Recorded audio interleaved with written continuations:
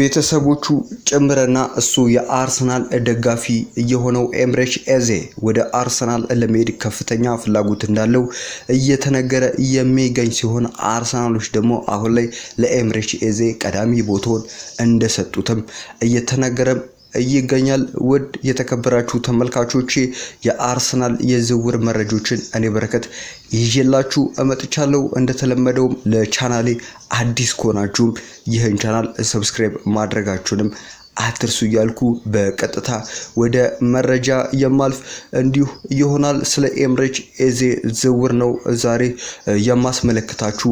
አርሰናሎች በዚህ መጨረሻ ላይ ከኤምሬች ኤዜ ወኪሎች ጋር እንደዚሁ በሳምንት መጨረሻ ላይ ከኤምሬች ኤዜ ወኪሎች ጋር ተገናኝተዋል። አርሰናል ከተጫዋቹ ጋርም ስለ ዝውውሩ ሁኔታዎች መወያየት መጀመሩን እንዲሁ ስለፈለገ በጣም አስፈላጊ ስብሰባ አድርጓል ሲል ፋብሪዚዮ ሮማኒዮ ተናግሯል። ፋብሪዚዮ ሮማኒዮ አክሎም አርሰናል ስለ ውሉ ማፍረሻ ያከፋፈል ሁኔታ ሁሉም መረጃዎች ከተጫዋቹ ወገን አሁን ከደሞዙ አንፃር አጠቃላይ ፓኬጅ ላይ ሁሉም መረጃ አለው።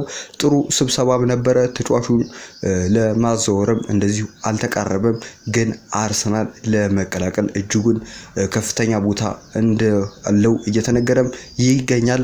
አርሰናል በብዙ ነገሮች ተጠምዷል፣ ነገር ግን ኤዜን መጨመር እንደሚፈልጉ ያምናሉ። አርሰናል በዚህ ላይ በጣም እየገፋ እና እየሰራ እንደሆነም ፋብሪዚዮ ሮማኒዮ ተናግሯል። ኤምሬች ኤዜ ወደ አርሰናል ለመሄድ እጅጉን ከፍተኛ ህልም እንዳለው እየተነገረ የሚገኝ ነው። ከልጅነቱ ጀምሮ የአርሰናል ደጋፊ ሆኖ ያደገ ሲሆን ለዝውውሩም እንደዚሁ ቀለል ሊያደርገው ይችላል ተብሎም እየተነገረ ይገኛል።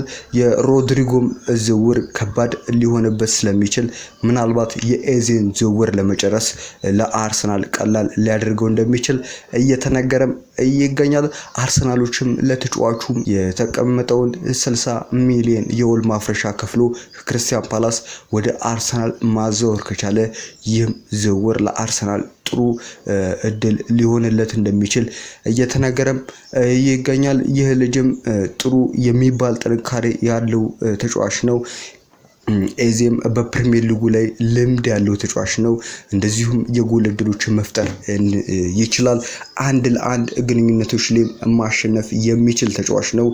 ለመልሶ ማጥቃትና ለሽግግሮችም እንደዚሁ የሚመች ተጫዋች ነው።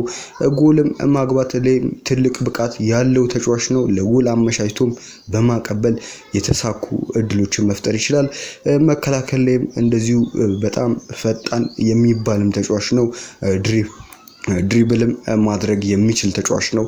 ኳስን በእግሩ ላይ ማቆየት በጣም የሚችል ተጫዋች ነው። ሁለገብ ተጫዋች መሆኑም እንደዚሁ መስመር አጥቂና እንዲሁ 8 ቁጥር ቦታ ላይና ሐሰተኛ 9 ቁጥር ላይ መጫወት የሚችል ሲሆን እንደዚሁም ተደራቢ አጥቂ ሆኖም የሚችል ተጫዋች ነው። ከየትኛውም የመስመር አጥቂ ተጫዋቾች በላይ ኤዜ ወደ አርሰናል መዞር ቢችል በእርግጠኝነት የዚህ ዝውውር መስኮት ምርጡ ፈራሚ ለአርሰናል ሊሆን እንደሚችል እየተነገረም ይገኛል።